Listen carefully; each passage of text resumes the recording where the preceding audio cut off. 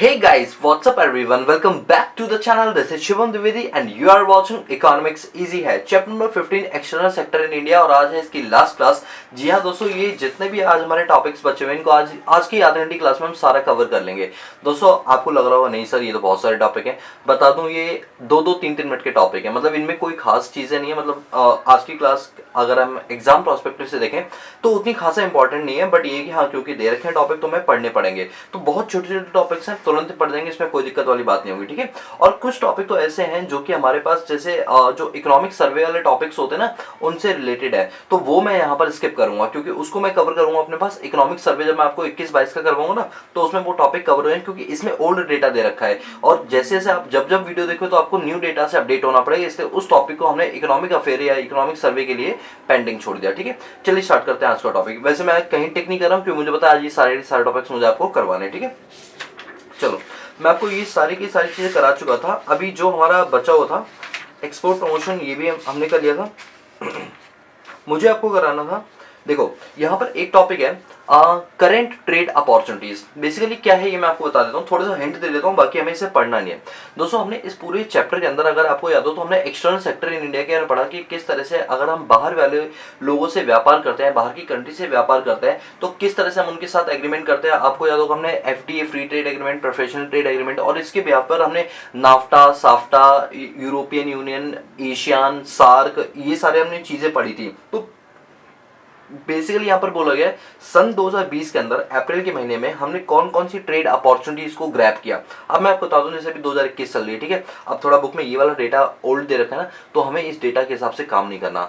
Sir तो बताओ जो करंट डेटा होगा वो कहाँ से करेंगे हम। तो पहली बात तो देखो मैं आपको दूसरे चैनल पर, हमारा दूसरा जो चैनल है इंस्पायर्ड इकोनॉमिक्स, उस पर मैं क्या करता हूँ डेली हिंदू न्यूज़पेपर डालता हूँ, उस पर मैं आपको करंट अफेयर बता दूंगा और इसका जब ये बुक कंप्लीट हो जाएगी तो मैं आपको इकोनॉमिक सर्वे करवाऊंगा, उसमें ये टॉपिक कवर कर लूंगा क्योंकि ये तो ओल्ड डेटा दे रखा है ना, हमें ओल्ड डेटा थोड़ी करना है। अभी जो काम आ रहा है वो डेटा वाला आ रहा है, कॉन्सेप्ट नहीं इसमें कुछ भी, सिर्फ डेटा ही डेटा है, वो मैं आपको इकोनॉमिक सर्वे में करा दूंगा। ठीक है, तो इस टॉपिक को यहीं स्किप कर दो। ये वाला भी टॉपिक सेम जो एक्सचेंज रेट मॉनिटरिंग है, तो एक्सचेंज रेट हर दिन चेंज हो रहता है, तो उसको लेकर कैसे कैसे मॉनिटरिंग की जाती है। तो आपको बताया था मैंने कि जिस तरह से हमारे यहाँ पर फॉरेक्स बढ़ता है तो हम एक्सपोर्ट इंपोर्ट पर उसका क्या इम्पैक्ट पड़ता है, याद है हमने डायग्राम में बिल्कुल स्टार्टिंग क्लासेस के अंदर, आई थिंक वो क्लास नंबर 5 या 6 थी जिसमें हमने ये सारी चीजें सीखी थी। ठीक है, तो ये वही वाला टॉपिक है, इसलिए मैं दोबारा इसे कवर नहीं कर रहा हूँ। अभी हमें जो कवर करना है that is BIPA and BIT. अभी बीपा और बीआईटी क्या होते हैं, बहुत छोटे छोटे टॉपिक हैं, तुरंत नहीं पढ़ेंगे, ध्यान से सुनना। देखो इसको ध्यान से पढ़ो, क्या लिखा हुआ है, attracting adequate amount of foreign investment was one of the major aim of the process of economic reform commenced 1991। जब हमारे देश के अंदर इकोनॉमिक क्राइसिस आई थी 1991 में, तो हमें ऐसा महसूस हुआ कि अगर हमारे वर्ल्ड के साथ अच्छे रिलेशंस होते हैं, डिप्लोमेटिक रिलेशंस भी अच्छे होते हैं, इवन हमारे ट्रेड रिलेशन अच्छे होते हैं, तो आज ये सिचुएशन ना आती। इस बात को देखते हुए हमने क्या किया, एक ट्रिटी का मतलब होता है एग्रीमेंट साइन किया जिसका नाम था BIT। क्या नाम था, BIT, full form bilateral investment treaty. अच्छा, बायलैटरल मतलब होता है दो तरफा, मतलब दोनों साइड से इन्वेस्टमेंट, मतलब हम भी करेंगे और वो भी हमारी कंट्री में करेंगे।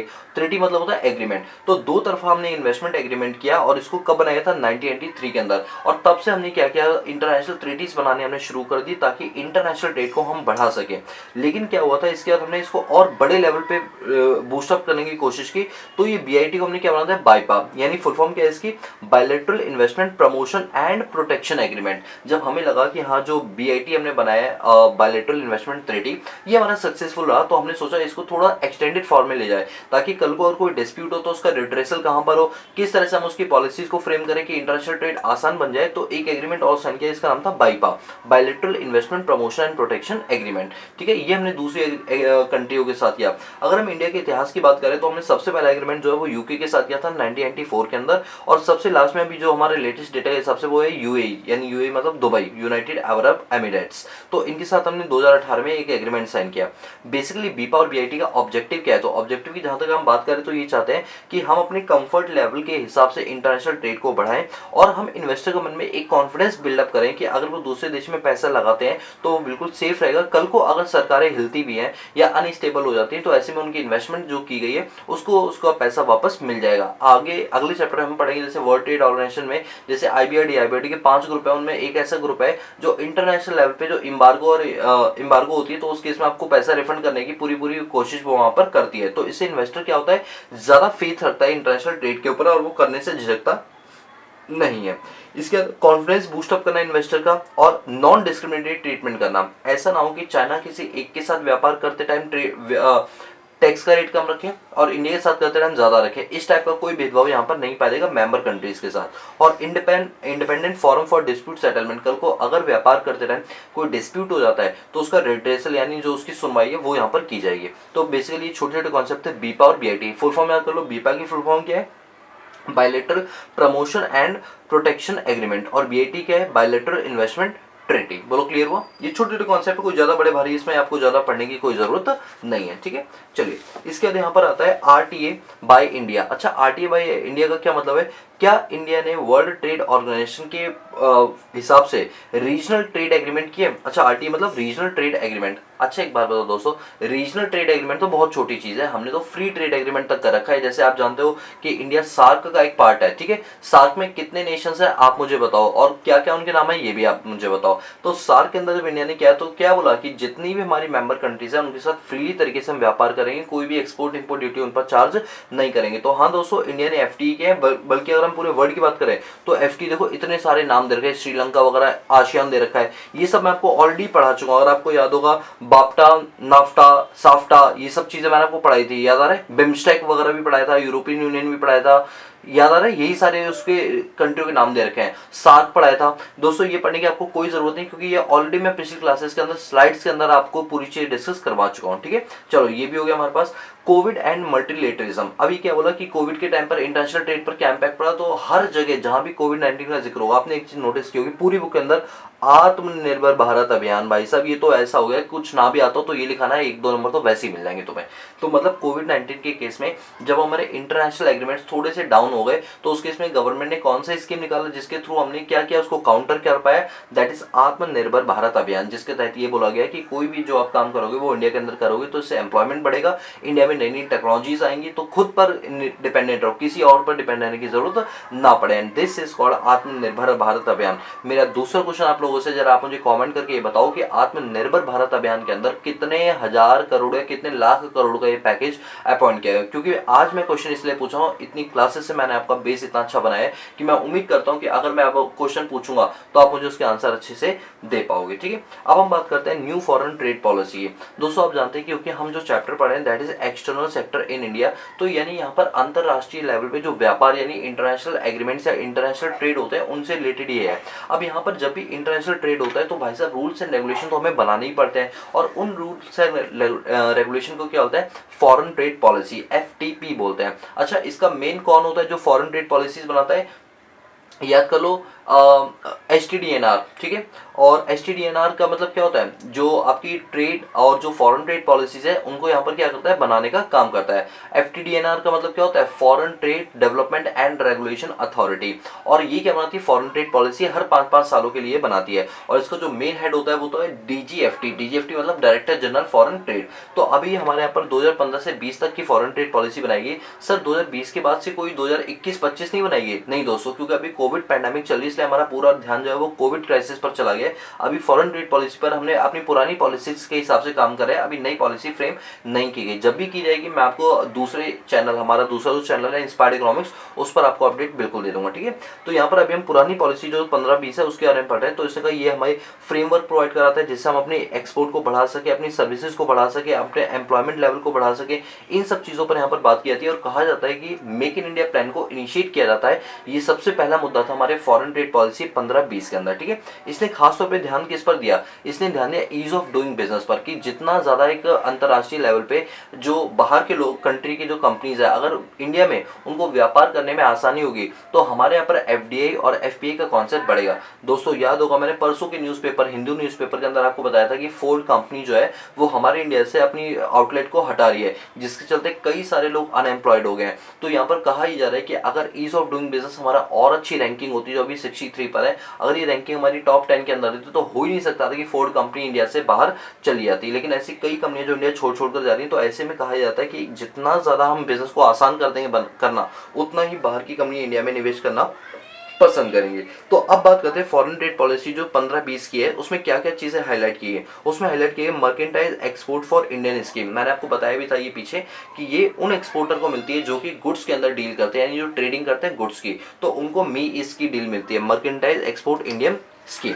इसके बाद एक मिलती है शी इज, जिसको बोलते हैं service export for Indian scheme. Basically ये स्कीम किनको मिलती है, जो सर्विसेज का एक्सपोर्ट करते हैं, like chartered accountant, like shipping business, like banking business, ये सारे लोग किस में आते हैं, आपके she is service export Indian scheme के अंदर आते हैं। तो फॉरेन ट्रेड पॉलिसी का मेन मोटिव ये था कि किस तरह से इंटरनेशनल लेवल में हम अपने व्यापार को बढ़ा सकें, जिसके लिए क्या बोलोगे फॉरेन ट्रेड पॉलिसी में, हम मी इज की स्कीम देंगे, हम शी इज की स्कीम देंगे, ऊपर से ये भी बोल दिया गया ईपीसीडी स्कीम को लॉन्च करेंगे। अच्छा, ईपीसीडी स्कीम का मतलब क्या होता है, ईपीसीडी मतलब होता है export promotion capital goods scheme.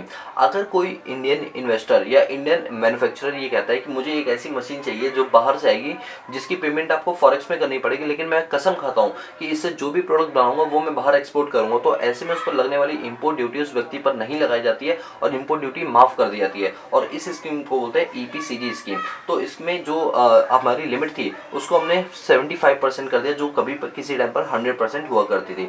इसके बाद हमने फॉरेन ट्रेड पॉलिसी में और क्या क्या चीजें की, हमने बूस्टअप किया एक्सपोर्ट को, डिफेंस आइटम को, और जो हाईटेक आइटम, जो इलेक्ट्रॉनिक कॉमर्स वाले आइटम होते हैं, उनको हमने एक्सपोर्ट करने की पूरी यहाँ पर कोशिश की है। इवन गवर्नमेंट ने स्पेशल इकोनॉमिक जोन को बढ़ावा देने के लिए मी इस और शी इस की स्कीम का रिवॉर्ड जो है वो स्पेशल इकोनॉमिक जोन के लोगों को सबसे ज्यादा दिया, ताकि ये ज्यादा से ज्यादा प्रोडक्ट बनाए और बाहर हम एक्सपोर्ट कर पाए। इसके अलावा भी हमारे पर भारत सरकार के द्वारा बहुत सारी स्कीम्स फॉरेन ट्रेड पॉलिसी के अंदर दी गई, जिसके अंदर हमने ईज ऑफ डूइंग बिजनेस को आसान बनाने के लिए क्या क्या किया, हमने 24 घंटे सातों दिन हमने क्लियरेंस के लिए काम करना शुरू किया, और हमने कहा कि अगर कोई एक्सपोर्टर कोई बाहर माल भेजना चाहता है तो हम उसको 24 घंटे सातों दिन पूरे टाइम अवेलेबल होंगे, वो हमारे पास आए अपनी क्वेरी लेकर, हम उसको जल्दी से जल्दी रिजोल्व करने की पूरी कोशिश करेंगे। और जो नंबर ऑफ डॉक्यूमेंट्स एक्सपोर्ट और इंपोर्ट करते टाइम लगते थे, हमने उनको रिड्यूस किया, जिससे कि अंतरराष्ट्रीय लेवल पे व्यापार को बढ़ाया जा सके। दोस्तों भटक मत जाना, हम पता है पढ़ क्या रहे हैं कि फॉरेन ट्रेड पॉलिसी में क्या क्या पॉइंट्स लिखे थे कि बिजनेस को आसान बनाने के लिए हम क्या क्या कर सकते हैं, ये वो वाले पॉइंट है, ठीक है। चलो, इसके बाद गवर्नमेंट ने क्या बोला कि हम फैसिलिटी देंगे कि अगर कोई एक्सपोर्टर या इंपोर्टर डॉक्यूमेंट को अपलोड करना चाहता है तो उसे फिजिकली आने की जरूरत नहीं, वो ऑनलाइन डॉक्यूमेंट अपलोड कर दे, और एक बार अगर उसने अपना केवाईसी करा लिया तो बार बार एक्सपोर्ट इंपोर्ट के अलग अलग आइटम पर उसको बार बार केवाईसी कराने की जरूरत नहीं पड़ेगी। उसका एक ही बार रिकॉर्ड जो मेंटेन किया जाए उसी से हम सारा का सारा काम कर लेंगे, तो रिपीटेडली आपको डॉक्यूमेंट सबमिट कराने की जरूरत नहीं पड़ेगी। और स्पेशल अटेंशन दिया गया आयात निर्यात फॉर्म पे। ये बेसिकली एक ऐसा ऑनलाइन फॉर्म है जिसके तहत आप एक्सपोर्ट इंपोर्ट से रिलेटेड अगर कोई भी क्वेरी है तो वो बिना किसी से पूछे, इस फॉर्म के अंदर हर चीज आपको दे रखी है, आप इसको फिल करके भी अपने आयात निर्यात को आगे बढ़ा सकते हो। इसके बाद बोला गया अप्रूव्ड एक्सपोर्टर सिस्टम। अगर आपको याद होगा तो मैंने 1 star 2 star 3 star 4 star 5 star के अंदर बताया था ना कि अगर 3 मिलियन यूएस डॉलर का अगर आप एक्सपोर्ट करते हो इस साल और पिछले 2 साल, इन टोटल 3 सालों में, तो आपको 1 स्टार का दर्जा दिया जाएगा। इसके बाद मैंने आपको बताया था कि 100, अच्छा ये लिमिट आप बताओगे वो 1 स्टार के लिए कितने मिलियन होने चाहिए, 5 स्टार के लिए कितने होने चाहिए, ठीक है, और 3 स्टार 4 स्टार 5 स्टार सभी के लिए कितना कितना होना चाहिए, आप मुझे कमेंट करके बताओगे, ठीक है। इससे पता चलेगा कितने लोग अटेंटिव होकर पढ़ रहे हैं और किन्होंने सीरियसली पढ़ाई है, सिर्फ बस वीडियो देख रहे हैं, समझ कुछ नहीं आ रहा। देखते हैं इसके बाद लिखा हुआ इंकरेज करेंगे, फॉरेन ट्रेड पॉलिसी में लिखा था इंकरेज करेंगे मैन्युफैक्चरर को जो कि एक्सपोर्ट करते हैं अपनी बनाई हुई चीजों को पूरी 100% तरीके से, तो उनको इंकरेज करना बहुत जरूरी, क्योंकि एक्सपोर्टर हमारे माई बाप है भाई। अगर इनको हमने इंसेंटिव और इनको इंकरेज नहीं किया ना तो ये माल बाहर नहीं बेचेंगे, और जब बाहर नहीं बेचेंगे तो जो हमारा फॉरेन ट्रेड है वो बढ़ेगा नहीं और फॉरेन एक्सचेंज रिजर्व हमारा इंक्रीज नहीं होगा। इसमें बोला गया small and medium scale enterprise को बढ़ावा देना बहुत जरूरी है, क्योंकि हर काम जो है एक्सपोर्टर अकेले नहीं कर सकता। एक्सपोर्टर कहीं ना कहीं छोटे छोटे प्रोडक्ट्स के लिए एमएसएमई पर डिपेंड है, तो ऐसे में हमें सिर्फ एक्सपोर्टर पर ही ध्यान नहीं देना, बल्कि जो micro small and medium enterprises है उन पर भी फोकस करना हमारे लिए बहुत जरूरी है, क्योंकि एम्प्लॉयमेंट के लिए सबसे बड़ा अगर सोर्स है हमारे यहाँ पर फॉर्मल और इनफॉर्मल का, तो वो एमएसएमई है। तो इस पर भी ध्यान देना हमारे लिए बहुत ज्यादा जरूरी है। निर्यात बंधु स्कीम को लॉन्च किया गया था, जिसके तहत गवर्नमेंट ने कहा था कि अगर कोई बंदा एक्सपोर्ट इंपोर्ट की एक्टिविटी को करना चाहता है और उसे उसके बारे में खासी नॉलेज नहीं है तो वो हमारे पास आए, हम उसको टेक्निकल और नॉन टेक्निकल स्किल्स पूरी सिखाएंगे, जिससे उसके अंदर इतनी स्किल हो जाए कि वो एक्सपोर्ट इंपोर्ट के बिजनेस के अंदर अपनी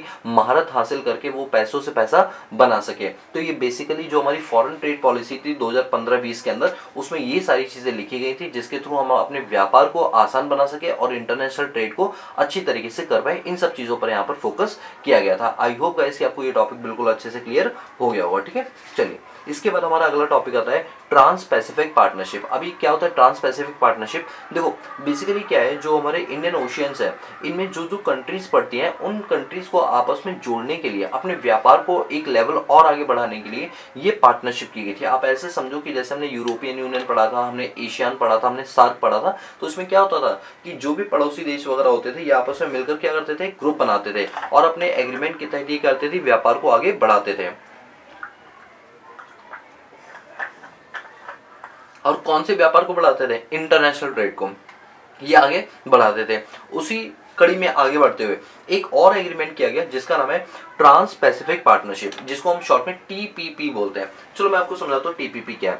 देखो टीपीपी क्या है, ये एक न्यू मेगा रीजनल एग्रीमेंट था जिसमें 12 पैसिफिक नेशंस आते थे। अच्छा याद करने ट्रिक बता दो, नाफ्टा के अंदर 3 कंट्री थी, आपको याद है नाफ्टा में कौन कौन सी थी? एक तो अमेरिका थी, ठीक है, हमारी नॉर्थ अमेरिका, और आपका बगल में मैक्सिको और कनाडा। तो ये 3 कंट्री तो इसके अंदर है। देखो ये देखो कनाडा, और कहाँ गया यूएस, और मैक्सिको कहाँ है, ये रहा मैक्सिको। तो 3 कंट्री हो गई आपकी, और कुछ एशियन की भी इसमें कंट्री है जिसमें आपका ऑस्ट्रेलिया, बोर्नोई और Chile, Japan, Malaysia, New Zealand, Peru और सिंगापुर, ठीक है। और ये आसियान की कंट्रीज हैं, आसियान की कंट्रीज है ना, कुछ आसियान की कंट्रीज इसके अंदर है।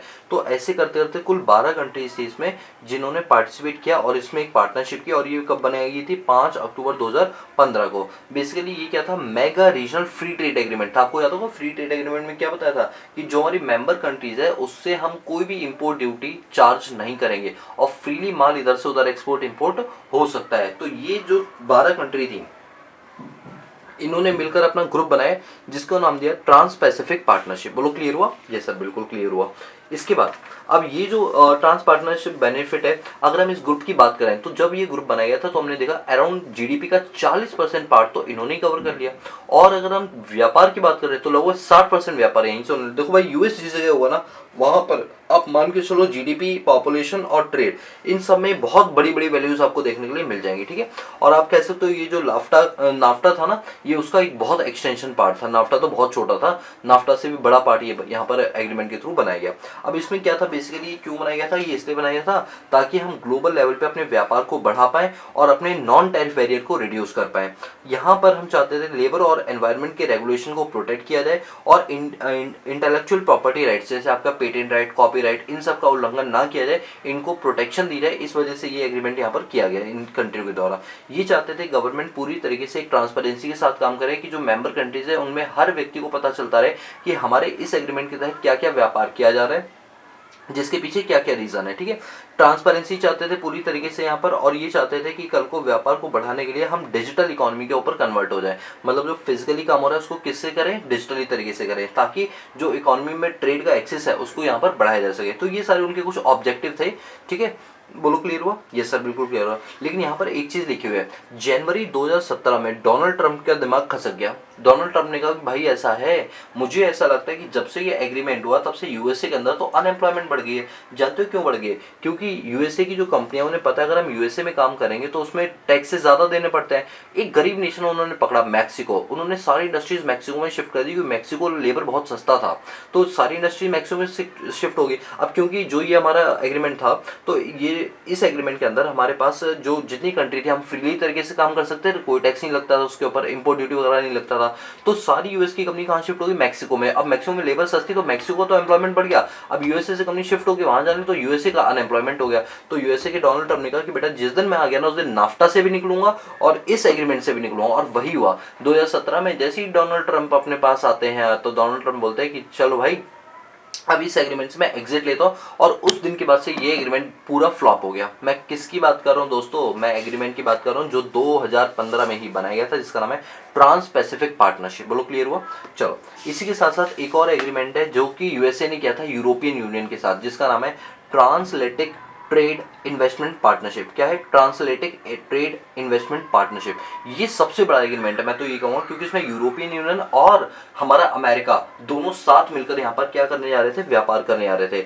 साफ से लिखा है TTIP, transatlantic trade and investment partnership. ये एक नया एग्रीमेंट था जो कि एक तरह से फ्री ट्रेड एग्रीमेंट था, लेकिन किसके बीच था? सारी की सारी यूरोपियन यूनियन, आपको याद रखना यूरोपियन यूनियन पहले 28 स्टेट थी, 28 मेंबर थे, बट एक ने यानी जो हमारे यूके है उसने एग्जिट ले लिया, और अब फिलहाल कितनी है? 27 कंट्रीज है, और plus United States of America USA, इन दोनों ने मिलकर एक एग्रीमेंट किया, जिस एग्रीमेंट के तहत ये क्या करना चाहती थी? मार्केट में अपना एक्सेस बढ़ाना चाहती थी, व्यापार के लेवल को एक नेक्स्ट लेवल पर लेकर जाना चाहती थी। इन्होंने बेसिकली क्या किया? इन्होंने कहा कि हम उन सब चीज़ों को डाइल्यूट कर देंगे जो कि इंटरनेशनल ट्रेड को होने से रोकते हैं, यानी हम इंटरनेशनल ट्रेड को बढ़ावा देना चाहते हैं।